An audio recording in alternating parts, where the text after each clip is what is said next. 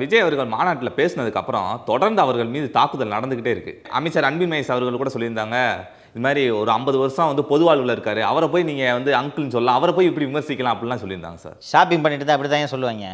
ஆங்கிலத்தில் respect should be commanded not டிமாண்டட்னு சொல்லுவாங்க. பார்த்ததும் மனசுக்குள்ள ஒரு மரியாதை வரணும். முதலமைச்சர் ஒரு பெரிய கான்ஸ்டிடியூஷனல் போஸ்ட்டில் இருக்கிறாருன்னு கையெடுத்து கும்பிடணும். சின்ன குழந்தை மாதிரி போய் அல்வா கடையில் போய் அல்வா தின்னு இருக்கிறீங்க, போய் எக்ஸ்பிரஸ் அவென்யூவில் சின்ன பசங்க மாதிரி நீயே வந்து நீ எங்கே வாங்கின இது துணி? ஜூடியோவில் போய் வாங்கினேன். நீ போய் இப்போ ஷாப்பிங் போனேன்னா புரிஞ்சுக்க முடியுது ஒரு மாநில முதல்வர் எவ்வளோ வேலை இருக்கும். இது ஒரு வேலைன்னு எடுத்து வீடியோ எடுத்து போட்டுக்கிட்டு இருந்தீங்கன்னா உங்களுக்கு அங்கிள் தான் சொல்லுவாங்க. நான் அன்னைக்கு சொன்னேன், இன்றைக்கும் சொல்கிறேன். திரு பழனிசாமி அவர்களை துணை முதலமைச்சர் சசிகலா காலில் விழுந்தாருன்றது எவ்வளோ ஆபாசமாக பேசினார், ஞாபகம் இருக்கா? இதெல்லாம் பேசணுமா அங்கிள்ன்றது முறுக்கிக்கிங்க. வேறு என்ன சொன்னாங்க சொல்லு? அன்பில் மகேஷ் இப்படி சொல்லிட்டாரு. திரு மு.க. ஸ்டாலின் அவர்கள் ஃபேமிலியும் விஜய் அவர்கள் ஃபேமிலியும் ரொம்ப நெருக்கமாக இருந்தவங்க. இந்த மாதிரியான விமர்சனம்லாம் ஏற்கத்தக்கதில்லை அப்படின்ற மாதிரி சொல்லியிருக்காரு. சரி, கோவாவில் த்ரிஷா கூட திருமணத்திற்கு போனதை வீடியோ எடுத்து யார் வெளியிட்டது?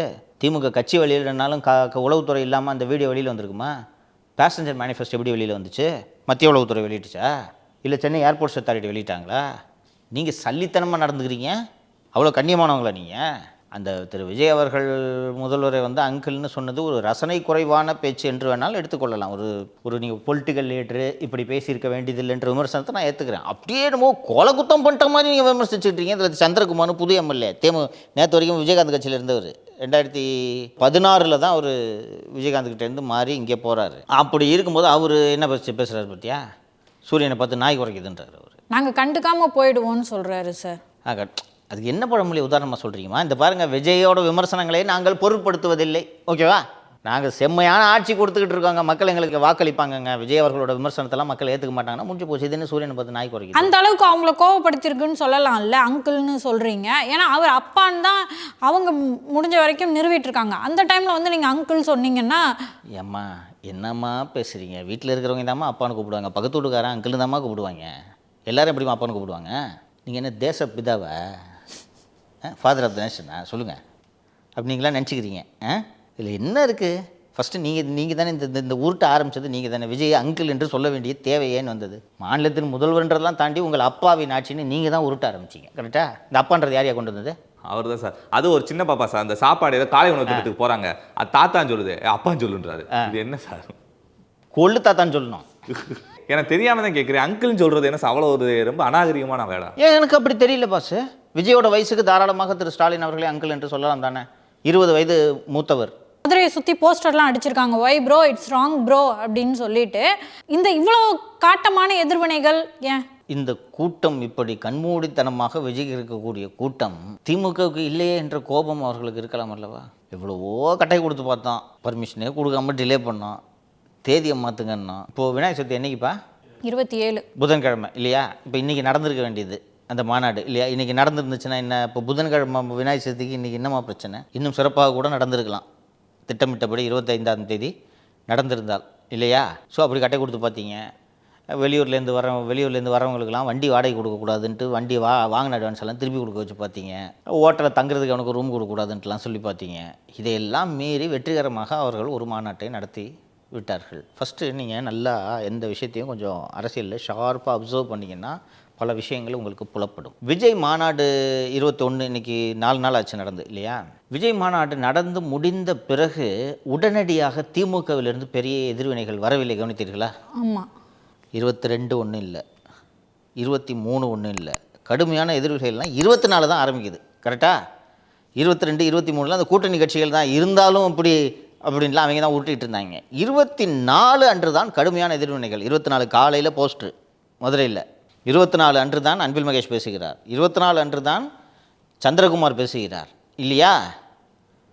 உட்கார்ந்து இந்த ஒரு 10 பேர் கொண்ட குழு இருக்கிறதில் அவங்கெல்லாம் உட்கார்ந்து இல்லை நாம் தீவிரமாக தாக்கணும், இப்படியே விட்டோன்னா வளர்ந்துருவார் என்று சொல்லி மேலேருந்து இன்ஸ்ட்ரக்ஷன் போனோட தான் கடுமையாக இவரை தாக்க வேண்டும் என்று இறங்கி தாக்குதலில் இறங்கியிருக்கிறார்கள் என்று புரிந்து கொள்ள வேண்டும். இந்த தாக்குதலுக்கான இந்த ரீசன்லாம் பின்னணிலாம் பார்த்திங்கன்னா, சின்னவர் வந்து இது என்னது, நான் தான் ஒரு பல படங்களில் நடிச்சிருக்கேன், எனக்கு இந்த மாதிரி ரசிகர்கள்லாம் இல்லை, அவருன்னா புதுசாக நடிச்சிட்டாரு அப்படின்ட்டு அந்த காண்டிலையும் சொல்லியிருக்கிறதுக்கு வாய்ப்பு இருக்கிறது. முக்தார் அவர்கள் வேற வந்துட்டு ஒரு போஸ்ட் எக்ஸில் போட்டிருக்காரு சார். அவரும் அந்த எஸ்வி சேகர் அவர்களும் வந்துட்டு இதை பேட்டி எடுக்க போறாரு போல, கம்மிங் சோன் ஏதோ போட்டு பாருவார். அதில் கொண்டு போய் விஜய் அவர்களோட போட்டோ மார்க்கிங் பண்ணி போட்டிருக்காரு சார். அவர் முடியல அது மாதிரி. இதெல்லாம் இவர்கள் எத்தகைய அற்ப மனதுடையவர்கள் என்பதை நீங்கள் இதிலிருந்து புரிந்து கொள்ளலாம். அந்த ஏன் முக்தாரை விரட்டி விட்டாங்கன்றது தெரியுதா? நான் சொன்னது போல் இந்த வேலையும் பார்க்குறது, இப்போவும் பார்க்குறது யாருன்னு கேட்டால் இந்த மென்டல் அதிகாரி சென்னையில் வந்தோடனே குறிஞ்சியில் அமர்ந்து கொண்டு திட்டமிடுவார் அப்படின்ட்டு நான் சொன்னேன்னா, நீங்கள் இது எல்லாத்தையும் மேட்ச் பண்ணி பார்த்தீங்கன்னா எங்கேருந்து விஜய் அட்டாக் பண்ணுற இன்ஸ்ட்ரக்ஷன் வருதுன்றதை நீங்கள் புரிஞ்சுக்கலாம். திரு ஸ்டாலின் அவர்களோட கவனம் எப்போதுமே பழனிசாமி மீது தான் இருக்கும், அதிமுக மீது இருக்கும். அவருக்கு விஜயோட தாக்கம் தெரியாது, ஏதோ புதுசாக ஆரம்பிச்சிருக்காரு அப்படின்றது புரிமை வழி அவரோட கவனம், அவர் வளர்ந்த அரசியல் சூழல் காரணமாக அவருடைய கவனம் அவருடைய பிரதான எதிரியின் மீது இருக்கும். ஆனால் திரு உதயநிதியோட கவனம் விஜய் அவர்கள் மீது தான் இருக்கும். சரியா? ஸோ ஒரு முக்தாரை அங்கே அனுப்பிச்சு கக்கூஸில் தண்ணி வரல, வடைக்கு சட்னி வைக்கலன்ட்டு ஒரு மிகப்பெரிய ஸ்டிங் ஆப்ரேஷனை செய்தது போல் 4 வீடியோவை போடலான்ட்டு அனுப்பிச்சுன்னா விரட்டி விட்டாங்க. இப்போ சொன்னீங்க இது என்னப்பா வேலை இது, இதனால் என்ன கிடைக்க போகுது உனக்கு?